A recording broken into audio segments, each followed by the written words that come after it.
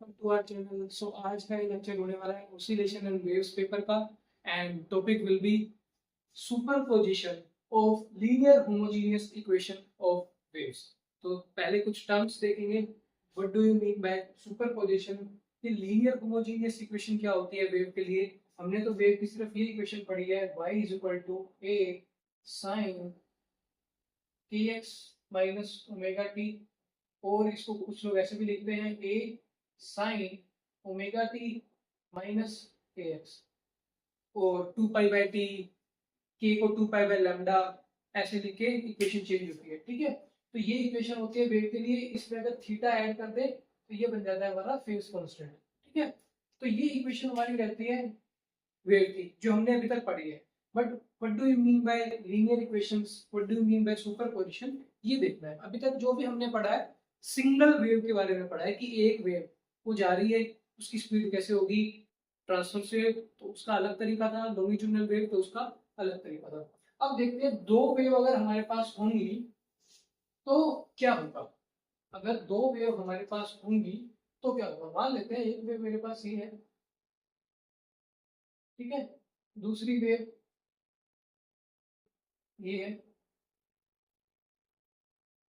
इन दोनों का मुझे सुपर पोजिशन निकालना है। क्या निकालना है? Super position. तो सबसे पहले आपको देखना पड़ेगा सुपर पोजिशन प्रिंसिपल। सेम जो हमने एसएचएम के लिए किया था वही यहाँ पे देखना है कि सुपर पोजिशन प्रिंसिपल क्या है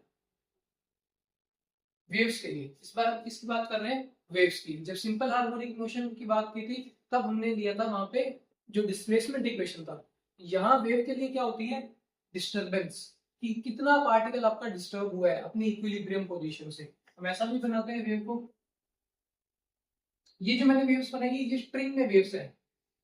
वेव्स होना यूनिफॉर्म स्ट्रिंग, ऐसी स्ट्रिंग में वेव्स आती हैं जिनको हम ट्रांसवर्स वेव बोलते हैं, जिनको हम ट्रांसवर्स वेव्स बोलते हैं। ठीक है, ये भी एक वेव का डायग्राम है। इनका भी आप सुपर पोजिशन देख सकते हो कि एक वेव ऐसे जा रही है, दूसरी वेव कुछ ऐसे है। ठीक है, तो ये सब क्या है? सुपर पोजिशन ऑफ टू और मोर वेव्स। तो उसके लिए सबसे पहले आपको पढ़ना पड़ेगा कि ये सुपर पोजिशन प्रिंसिपल क्या बोलता है। सुपर पोजिशन प्रिंसिपल ये बोलता है जब हमारे पास दो या दो से ज्यादा वेव्स है तो हम क्या करेंगे, एट अ पर्टिकुलर पॉइंट पे अगर मुझे इनका सम देखना है कि कितना डिस्टरबेंस होगा, कि मान लेते हैं एक ये वेव है दूसरी ये वेव है, मुझे देखना है इस पॉइंट पे कितना डिस्टरबेंस होगा टोटल इन दोनों के सुपर पोजिशन की वजह से। तो क्या करना होगा, इस वेव का डिस्टरबेंस देखा, इस वेव का डिस्टरबेंस देखा इस पॉइंट पे, और फिर दोनों को क्या कर दिया, ऐड कर दिया। ये तरीका है, that is the vector sum. करना वेक्टर सम ही है, क्योंकि वेव क्या है? डिस्टरबेंस। डिस्टरबेंस यानी कि डिस्प्लेसमेंट कर रहे हैं आपके पार्टिकल्स, यानी कि जो वेक्टर क्वांटिटी है उसी को सम कर रहे हैं। तो बात वही है, बट इस बार वेव के लिए है ये। लास्ट बार जब किया था तो एसएचएम के लिए था। जब 11th 12th क्लास में करते हैं तब वो फोर्सेस के लिए, वेक्टर के लिए हो जाता है, इलेक्ट्रिक फील्ड के लिए हो जाता है। बेसिकली आपको ध्यान होगा कि मान लेते हैं हमारे पास 3 या 4 चार्जेस है, Q1 Q2 Q3 Q4। मान लेते हैं मुझे Q2 पे फोर्स निकालना है तो हम क्या करते थे, Q3 का Q2 पे फोर्स देखते थे और बोलते थे कि बाकी चार्जेस की प्रेजेंस को नेग्लेक्ट करो। जब आप दो चार्जेस के बीच के फोर्स की बात कर रहे हो तो बाकी चार्जेस को नेग्लेक्ट करो। इसका फोर्स आ गया, इसके फोर्स को हम बोलते थे F23, फोर्स ऑन 2/3। सिमिलरली अब इसका देखो, जब इसका देखोगे तब बाकी की प्रेजेंस भूल जाओगे। तो दिस इज फोर्स ऑन 2/1, फिर 4 2 पे लगा रहे हैं, this is 4 on 2, so force on 2/4। तो अब इनका क्या करना होता था, वेक्टर सम। इस क्वांटिटी का, इस क्वांटिटी का और इस क्वांटिटी का, मतलब इंडिविजुअल निकाला, फिर उसके बाद उस पॉइंट पे क्या किया, सबका सम, वेक्टर सम। ठीक है, क्योंकि force is a vector quantity. ये किया था हमने सुपरपोजिशन फोर्सेस के लिए, इलेक्ट्रिक फील्ड के लिए। लास्ट यूनिट में आपने किया था सिंपल हार्मोनिक मोशन के लिए, अब करेंगे वेव्स के लिए। तो सुपरपोजिशन प्रिंसिपल ऑफ वेव्स, बात वही रहती है, बट थोड़ा लिखने का तरीका बदल जाता है। रहता वेक्टर सम ही है, बट लिखने का तरीका क्या हो जाता है, when two or more waves when two or more waves pass through simultaneously, लिख देता हूँ साइमल्टेनियसली मतलब एक साथ, when two or more waves pass through a point simultaneously,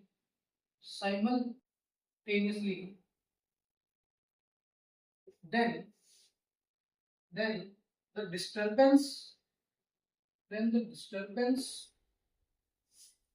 at that point, यानी कि उस पॉइंट की बात की जा रही है, उस पॉइंट पर डिस्टर्बेंस कैसे गिवन होगी, when two or more waves pass through a point simultaneously, then the disturbance at that point is the sum of the individual disturbances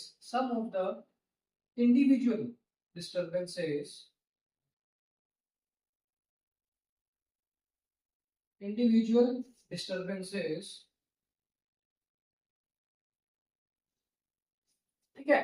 तो क्या मैंने इसमें ध्यान देने वाली बात है, when two or more waves pass through a point simultaneously, दोनों simultaneously एक पॉइंट से पास कर रहे हैं, तब क्या होगा, disturbance at that point is the vector sum of individual disturbances of the waves तो ये लिखने का तरीका होगा। जब वेक्टर के लिए लिखते थे तो अलग तरीका था, जब सिंपल हार्मोनिक मोशन के लिए लिखा तो लिखते थे two simple harmonic motion going in same direction और इन परपेंडिकुलर डायरेक्शन, तो उनका वेक्टर सम करते थे, दैट इज द जो हमारा डिस्प्लेसमेंट था। नाउ वी हैव डिस्टर्बेंस, तो हमें क्या करना है, एक ही पॉइंट में से दो वेव्स अगर एक साथ पास होंगी तो उनका जो disturbance at that point will be the sum of the individual disturbance of the waves, कि इस पॉइंट पे इस वेव की क्या डिस्टर्बेंस है, इस वेव की क्या डिस्टर्बेंस है, उनका हमें क्या करना है, सम। तो बेसिकली करना वही है, अगर आपके पास एक वेव की इक्वेशन दे रखी है y1, दूसरे की इक्वेशन दे रखी है y2, तो अगर इनका तुम वेक्टर सम कर दोगे तो तुम्हें क्या मिल जाएगा, resultant, that is the superposition, मतलब ये रिजल्टेंट डिस्टर्बेंस आ जाएगी, सुपरपोजिशन, ये होता है सुपरपोजिशन प्रिंसिपल, ठीक है, वेव्स के लिए।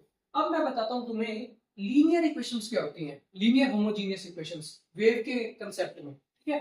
तुमने वेव की इक्वेशन पढ़ी है अभी तक, y is equal to a sin kx minus omega t और ओमेगा टी माइनस kx, कैसे भी लिखो कोई फर्क नहीं पड़ता। इससे हमें ये पता लगता है कि ये वेव पॉजिटिव एक्स डायरेक्शन की तरफ जा रही है।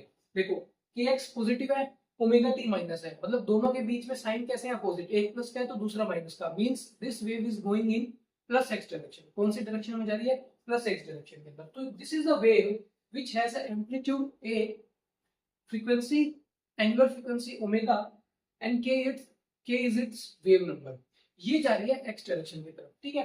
अब होता क्या है, ये जो इक्वेशन हमने लिखी है, दिस इज फॉर डिस्टर्बेंस, ये जो डिस्टर्बेंस है, जो भी डिस्प्लेसमेंट कर रहे हैं पार्टिकल्स, उसके लिए अगर ये डिस्टर्बेंस स्मॉल है, अगर ये डिस्टर्बेंस स्मॉल है तो हम उसे क्या बोलते हैं, लीनियर वेव्स, तो उसे हम क्या बोलते हैं, लीनियर वेव्स। यानी कि जो पार्टिकल, मान लेते हैं ये एक स्ट्रेच स्ट्रिंग है, ठीक है, एक स्ट्रेच स्ट्रिंग है, इसके अंदर आपने वेव्स जनरेट की, कैसी वेव्स आएंगी, ट्रांसवर्स वेव आएंगी। अब इस ट्रांसवर्स वेव के अंदर पार्टिकल्स क्या कर रहे हैं, ओसिलेट कर रहे हैं perpendicular direction to the wave. अगर वेव इस डायरेक्शन में जाती है तो वेव अगर इस डायरेक्शन में, तो पार्टिकल इस डायरेक्शन में ओसिलेट कर रहे हैं। तो जो पार्टिकल है उनका जो एम्पलीट्यूड, उसका जो एम्पलीट्यूड है, और वी कैन से जो डिस्टर्बेंस है, अगर वो स्मॉल है, that is when we call linear waves. अगर लार्ज हो गया डिस्टर्बेंस अगर लार्ज हो गया, मतलब एम्पलीट्यूड बहुत ज्यादा होने लगा इसका पार्टिकल का जो ओसिलेट कर रहा है, तो ये डिस्टर्बेंस बहुत ज्यादा होने लगेगी, तो हमारा ये लार्ज हो जाएगा, तो हम इसे बोलते हैं नॉन लीनियर वेव्स। तो हमारे लीनियर वेव के लिए तो हमारा सुपरपोजिशन प्रिंसिपल परफेक्टली वैलिड है, सुपरपोजिशन प्रिंसिपल परफेक्टली वैलिड है, सुपरपोजिशन प्रिंसिपल वैलिड। बट यहाँ क्या होता है, थोड़ा आपको मॉडिफाई करना पड़ता है, मतलब सुपरपोजिशन डायरेक्ट आप नहीं लगा सकते। तो अभी हमें क्या करना है, लीनियर होमोजेनियस इक्वेशन लिखनी है वेव की, कितनी, दो। हम करेंगे दो वेव का सुपरपोजिशन, एक इक्वेशन दूसरी इक्वेशन, उन दोनों को लिखना किस तरीके से है, स्मॉल एम्पलीट्यूड होना चाहिए, कैसी वेव्स होनी चाहिए, लीनियर। ये है लीनियर, ये क्या है, लीनियर की इक्वेशन। मतलब ये जो एम्पलीट्यूड है, ये जो डिस्प्लेसमेंट है, जो डिस्टर्बेंस है, वो स्मॉल है। स्मॉल है means we can apply superposition principle. और अगर एम्पलीट्यूड लार्ज हो जाता है, डिस्प्लेसमेंट लार्ज हो जाती है, तो हम सुपरपोजिशन प्रिंसिपल नहीं लगा पाते, उन वेव्स को बोलते हैं नॉन लीनियर वेव्स। तो हमारा जो टॉपिक है वो है सुपरपोजिशन प्रिंसिपल। पढ़ने के बाद सुपरपोजिशन करना लीनियर वेव्स का। तो मैं दो लीनियर वेव्स लिखूंगा और उनका सुपरपोजिशन करने का कोशिश करूंगा, ठीक है। तो पहला वेव मेरा जो होगा उसको मैं लिखता हूँ y1 से। उसका जो एम्पलीट्यूड होगा वो a1 होगा, sign omega T minus kx। ये हो गई मेरी पहली, यानी कि एम्पलीट्यूड मैंने अलग अलग लिया है। ये a1 है, दूसरे का a2 हो जाएगा। ये हो जाएगा y2 is equal to a2 sine omega T minus kx plus theta. मतलब दोनों का एंगुलर फ्रीक्वेंसी सेम है, मींस दोनों वेव्स की फ्रीक्वेंसी क्या है, सेम है। k सेम है मींस वेवलेंथ सेम है। What is different, it's amplitude. इसका एम्पलीट्यूड अगर a1 है, इसका एम्पलीट्यूड a2 है।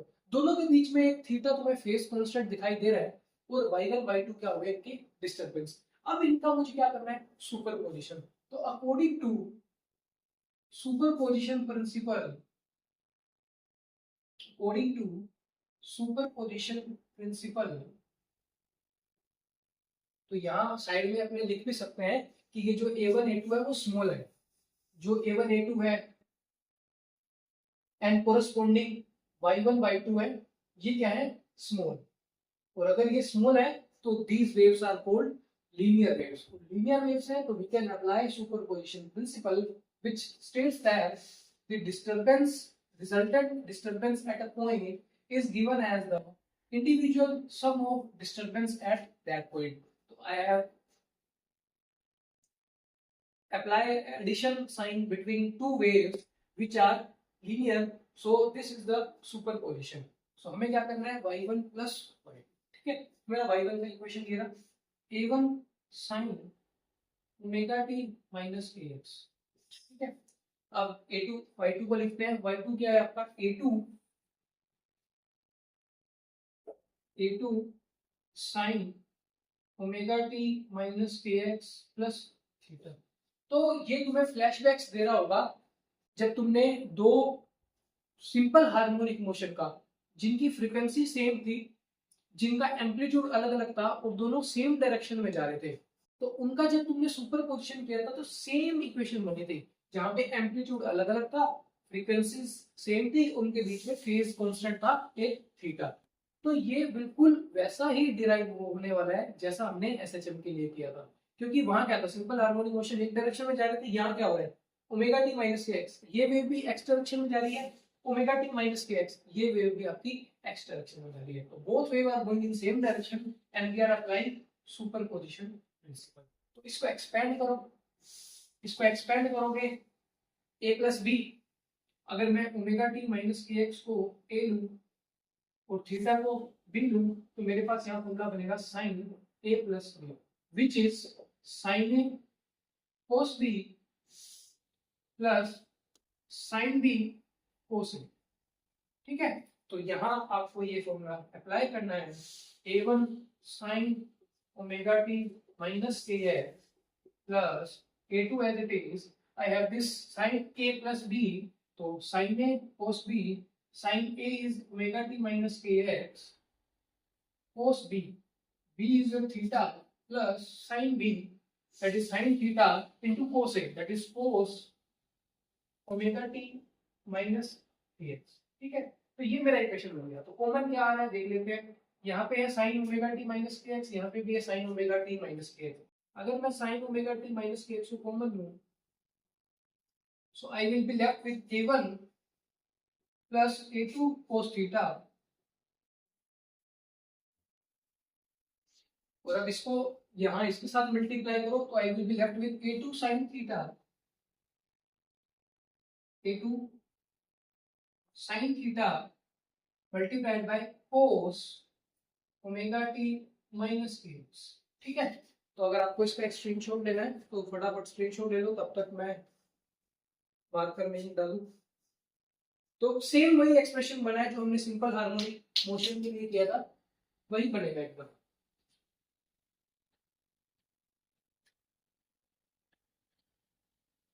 तो सबसे पहले दो वेव्स लिया, दोनों वेव का जो एम्पलीट्यूड था, जो डिस्टर्बेंस था वो स्मॉल था तो सुपरपोजिशन प्रिंसिपल वैलिड है।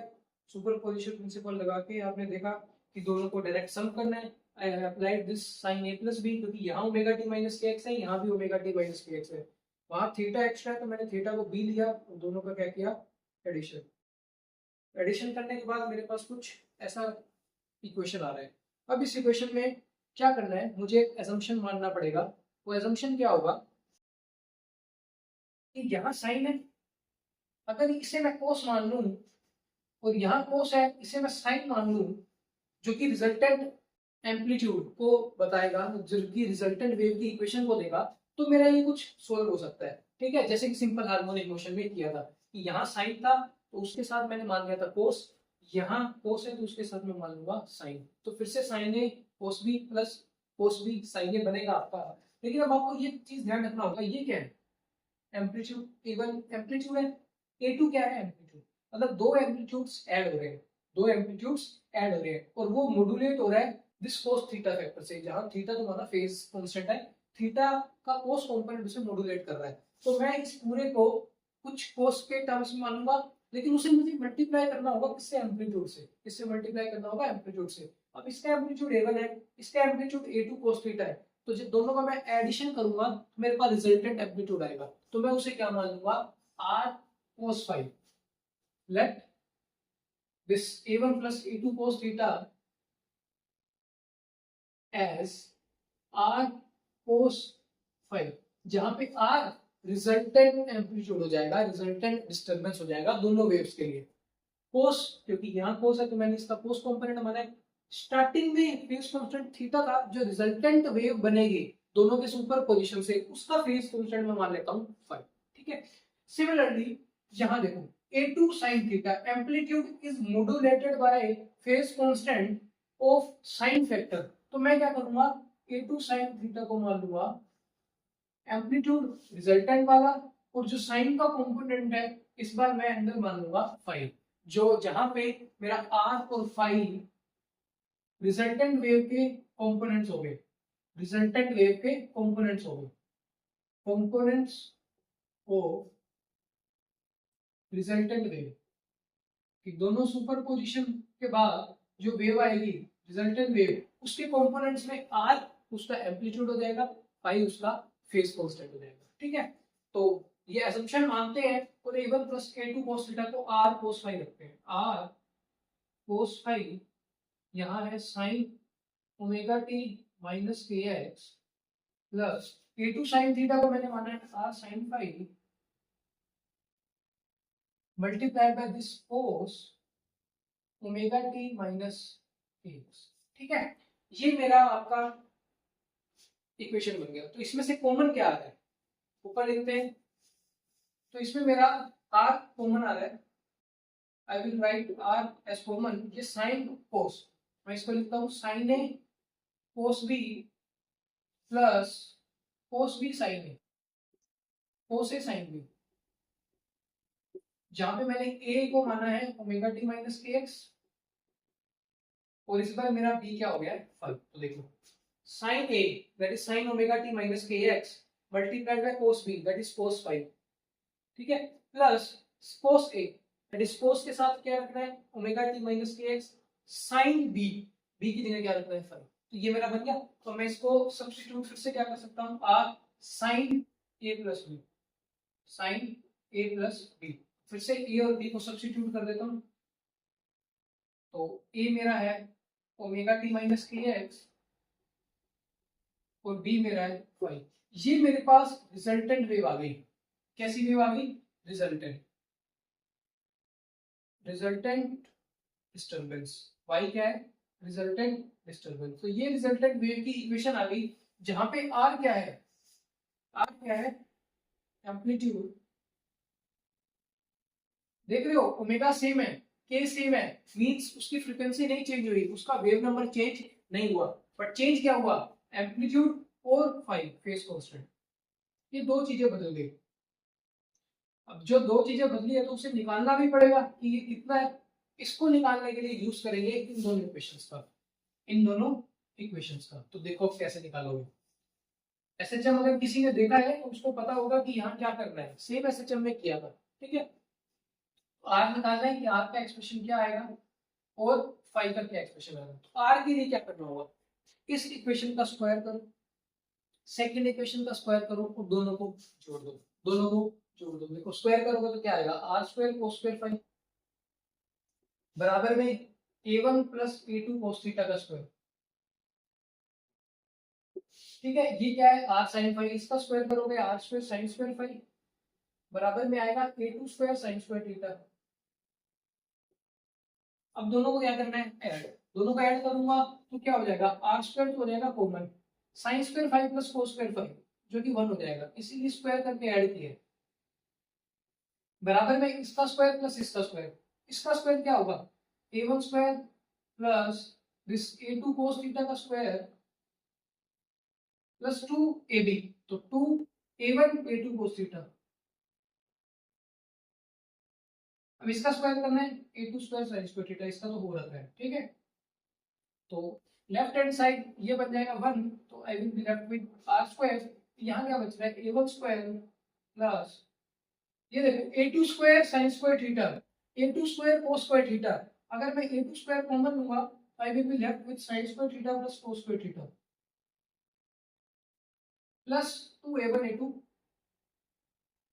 cos theta. जो मेरे पास रिजल्टेंट एक्सप्रेशन आएगा वो क्या बन जाएगा, root of this thing a1 square plus ये 1 हो जाएगा तो ये a2 स्क्वायर रह जाएगा plus 2a1 a2 cos theta. तो ये मेरे पास रिजल्टेंट एम्पलीट्यूड आ गया जो कि सेम आया है एसएचएम के लिए भी। तुमने दो वेक्टर का रिजल्टेंट कभी फाइंड आउट किया होगा 11th क्लास में, अगर ध्यान है, अगर एक वेक्टर का एम्पलीट्यूड a है, दूसरे वेक्टर का एम्पलीट्यूड b है, उनके बीच का एंगल थीटा है, जो रिजल्टेंट आता था वो भी एक वेक्टर आता था और उनके बीच का जो रिजल्टेंट आता था उसका एम्पलीट्यूड होता था a1 a square plus b square plus 2ab cos theta का। तो सेम एक्सप्रेशन आया रिजल्टेंट का, कोई फर्क नहीं है क्योंकि हमने सम कैसा किया, वेक्टर सम। तो वेक्टर सम चाहे आप एसएचएम का करो, आप चाहे इलेक्ट्रिक फील्ड का करो, चाहे फोर्स का करो, चाहे आप डिस्टर्बेंस का करो वेव में, सेम एक्सप्रेशन आएगा आपके रिजल्टेंट का। अब निकालते हैं फाइव। तो फाइव के लिए मुझे क्या करना होगा, दोनों इक्वेशंस को डिवाइड, दोनों इक्वेशंस को डिवाइड। अगर आप दोनों इक्वेशंस को डिवाइड करोगे तो क्या बचेगा, r sin phi divide by r cos phi equal to sin phi के सामने कौन सा कंपोनेंट है, a2 sin थीटा, और cos के सामने कंपोनेंट है a1 plus a2 cos theta. Phi will be left with r cancel, this is tan phi equal to a2 sin theta by a1 plus a2 cos theta. तो अगर मुझे a1 पता है, a2 पता है, थीटा पता है, तो मुझे tan फाइव पता लग जाएगा। अगर tan फाइव पता लग गया तो मुझे फाइव पता लग जाएगा। तो five is tan inverse of this quantity, that is a2 sin theta by a1 plus a2 cos theta. तो हमने दो वेव का सुपरपोजिशन किया, हमने देखा जब दो वेव का हमने सुपरपोजिशन किया तो रिजल्टेंट वेव की इक्वेशन बनी थी r sin omega t minus kx plus five, जहाँ पे r हमने निकाल लिया है, फाइव हमने निकाल लिया है, ओमेगा और k सेम है। तो ये रिजल्टेंट वेव की आपकी इक्वेशन आ गई, ये उसका एम्पलीट्यूड आ गया, ये उसका फेज कांस्टेंट आ गया। अब कुछ स्पेशल केस करते हैं जहाँ पे हमें r को मैक्सिमा करना है और मिनिमा करना है, उससे हम निकालेंगे कंस्ट्रक्टिव और डिस्ट्रक्टिव, ठीक है। तो उससे पहले मैं cos थीटा पे चलता हूँ। a1 फिक्स है, अगर a2 फिक्स है तो चेंज कौन होगा, cos थीटा, कि थीटा की जो वैल्यूज है उस पे ये आपका एक्सप्रेशन चेंज करेगा। तो cos थीटा मैक्सिमम हो जाएगा तो r मैक्सिमम हो जाएगा, cos थीटा अगर मिनिमम हो जाएगा तो r मिनिमम हो जाएगा। तो मैं सबसे पहले r मैक्सिमम निकालता हूँ, क्या निकालता हूँ, r maximum. For r maximum we need cos theta maximum, cos theta maximum. और cos थीटा की मैक्सिमम वैल्यू कब होती है, cos थीटा की मैक्सिमम वैल्यू +1 होती है, और होती कब है मैक्सिमम वैल्यू, 2n पाई पे, 2n पाई पे।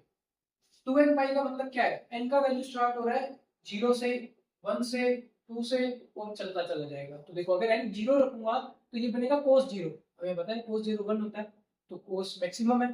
फिर n को 1 रखता हूँ, 2 पाई, फिर से पता है 2 पाई पे 1 मैक्सिमम, फिर 2 रखेंगे तो 4 पाई, तो ये रिपीट करेगा और cos थीटा मैक्सिमम हो जाएगा +1, तो मेरे पास थीटा का वैल्यू आ गया 2n पाई। और मेरा r मैक्स कितना आ जाएगा, इस वक्त r मैक्स कितना आ जाएगा, a1 square plus a2 square plus 2a1 a2, cos theta को मैंने +1 ले लिया, ठीक है, मैक्सिमम। तो ये बना a1 प्लस a2 का होल स्क्वायर, अंडर स्क्वायर से under root cancel, I will be left with a1 plus a2। ये मेरा बना r मैक्सिमम। यानी कि एक पॉइंट पे जब मैंने डिस्टरबेंस देखा तो क्या मुझे मिला कि a1 एम्पलीट्यूड था फर्स्ट वाली वेव का, a2 एम्पलीट्यूड था सेकंड वाली वेव का, तो उसी पॉइंट पे जब मैंने रिजल्टेंट देखा तो वो मैक्सिमम आया, यानी कि दोनों जुड़ गए, नॉर्मल स्केलर जैसे ऐड होते हैं 2 और 3 डायरेक्ट ऐड हो गए, तो ये मेरे को मैक्सिमम मिला। और इसी केस को हम बोलते हैं कंस्ट्रक्टिव इंटरफेरेंस, इसी केस को हम बोलते हैं constructive interference.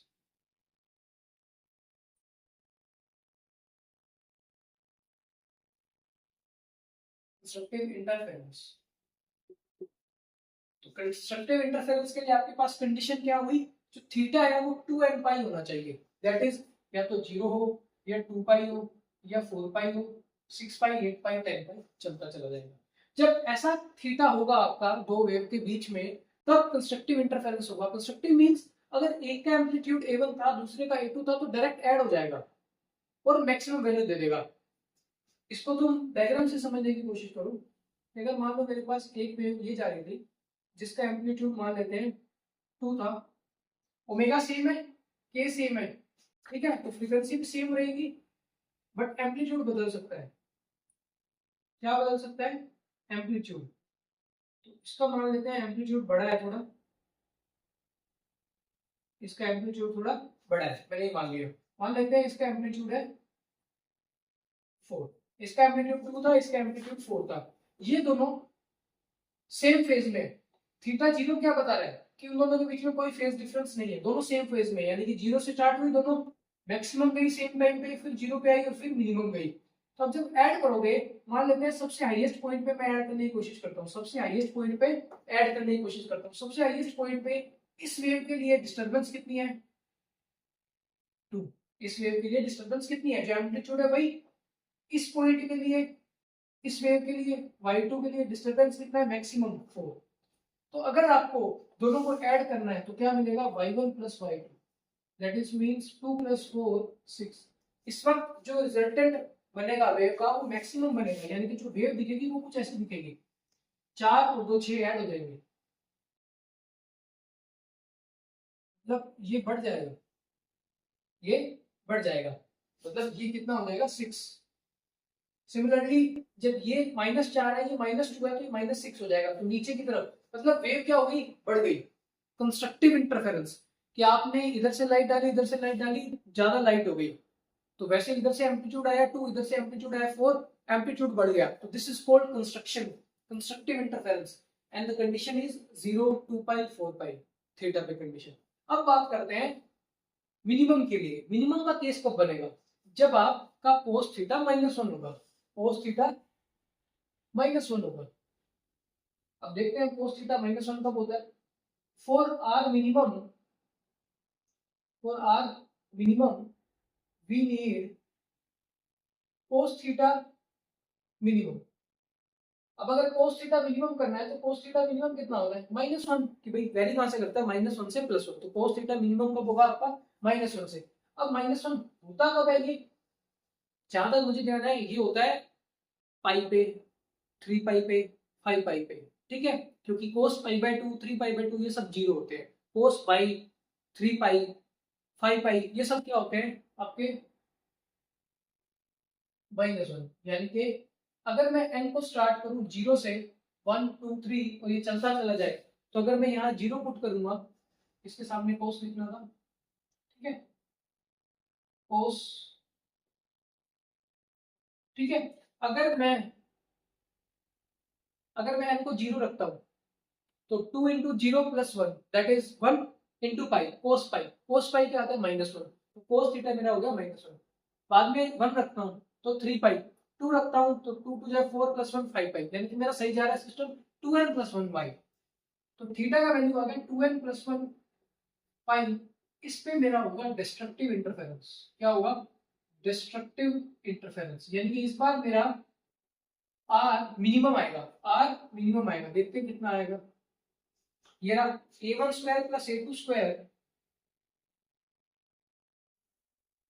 Plus 2 a1 a2 cos theta को मैंने क्या लिया -1, तो ये बना a1 square plus a2 square minus 2 a1 a2, यानी कि इस बार फॉर्मूला बन रहा है a माइनस b का whole square, that is a1 minus a2 का होल स्क्वायर का अंडर रूट, स्क्वायर से under root cancel, a1 minus a2। तो ये मेरा बना आर मिनिमम, यानी कि दोनों कैसे हो गए? सब्ट्रैक्ट। दोनों डायरेक्ट कैसे कैसे हो गए? सब्ट्रैक्ट। मान लो मेरे पास एक वैल्यू थी 3, एक वैल्यू थी 2, तो 3 माइनस 2 डायरेक्ट हो जाएगा 1, तो मेरा कम हो गया, कम हो गया। और जो भी रहेगा वो इनके बीच में रहेगा, मिनिमम से मैक्सिमम के बीच में रहेगा। तो अब मिनिमम का केस बना के देखते हैं कैसा दिखेगा। जैसे डायग्रामेटिकली मैंने यहाँ बना के लिखा था, वैसे ही यहाँ देखते हैं। मान लेते हैं एक वेव जा रही है जिसका एम्पलीट्यूड है 2, ठीक है, A1। ये देखो पाई, 3 पाई, 5 पाई, इसको बोलते हैं आउट ऑफ फेज। इसको क्या बोलते हैं? आउट ऑफ फेज, यानी कि दोनों वेव अपोजिट चलेगी, यानी कि ये मैक्सिमम हुआ है ना, तो ये मिनिमम हो जाएगा, उल्टा चलेगा काम। ऐसे कि मतलब स्टार्ट जीरो से हुई दोनों, लेकिन ये मैक्सिमम पे जा रही है, ये मिनिमम पे जा रही है, फिर ये दोनों जीरो पे जा रहे हैं, ये मिनिमम पे जा रही है और ये मैक्सिमम पे जा रही है, तो दोनों आउट ऑफ फेज है। एक पाई, 3 पाई, 5 पाई, इनके बीच का कांस्टेंट रहेगा और ये उल्टा चलेंगे एक दूसरे से। ये अगर मान लेते हैं 2 है, तो ये मान लेते हैं 3 है, A2। तो ये इनका रिजल्टेंट बनेगा, जो इनका रिजल्टेंट वेव बनेगा वो कुछ ऐसा होगा कि ये नीचे की तरफ है माइनस, ये ऊपर की तरफ है प्लस, तो 3 2, तो 3 में से 2 को 1 माइनस करेंगे तो क्या आएगा? 1 आएगा। यहाँ 3 है, यहाँ 2 है, करेंगे 1, बट आएगा कहाँ? ऊपर आएगा कि नीचे? बड़ा कौन है? माइनस वाला, यानी कि नीचे, यानी कि वेव कुछ ऐसी हो जाएगी। इसका जो एम्पलीट्यूड हो जाएगा वो 1 रह जाएगा, यहाँ भी 1 रह जाएगा, और ये चलती चली जाएगी। मतलब इस बार वेव मेरी छोटी हो गई, ठीक है, डिस्ट्रक्शन हो गया, डिस्ट्रक्टिव इंटरफेरेंस। तो ये कंडीशन है मेरी डिस्ट्रक्टिव के लिए, ये कंडीशन है मेरी कंस्ट्रक्टिव के लिए। यहाँ मैक्सिमा बन जाता है मेरा a1 प्लस a2, यहाँ मेरा मिनिमम बन जाता है a1 minus a2। So this was all about the superposition of linear waves. कि आपकी जो वेव इक्वेशन थी, मैंने उसमें एम्पलीट्यूड जो डिस्टर्बेंस था उसको स्मॉल माना, उन्हें बोला लीनियर वेव। दो वेव को लिखा, उनका सुपरपोजिशन निकाला उनके डायरेक्ट वेक्टर सम से, तो दोनों को मैंने सम किया एट अ पॉइंट। सम करने के बाद मेरे पास कुछ कंडीशन आई आर पे और फाई पे, मैंने उसे मैक्सिमा करके देखा, मैंने उसे मिनिमा करके देखा, तो मेरे पास दो क्वांटिटीज मिली, कंस्ट्रक्टिव के लिए एक कंडीशन, डिस्ट्रक्टिव के लिए एक condition. So this was the diagrammatical representation कि वेव्स कैसे दिखेगी कंस्ट्रक्टिव इंटरफेरेंस जब होगा, वेव्स कैसे दिखेगी जब डिस्ट्रक्टिव इंटरफेरेंस होगा। कंस्ट्रक्टिव में एम्पलीट्यूड बढ़ गया, डिस्ट्रक्टिव में एम्पलीट्यूड कम होगा, ठीक है। सो ये था हमारा सुपरपोजिशन वेव्स के लिए। आई होप आपको ये लेक्चर क्लियर हो गया होगा। अगर फिर भी कोई डाउट रह गया तो कमेंट बॉक्स में जरूर लिख सकते हो। Thank you very much.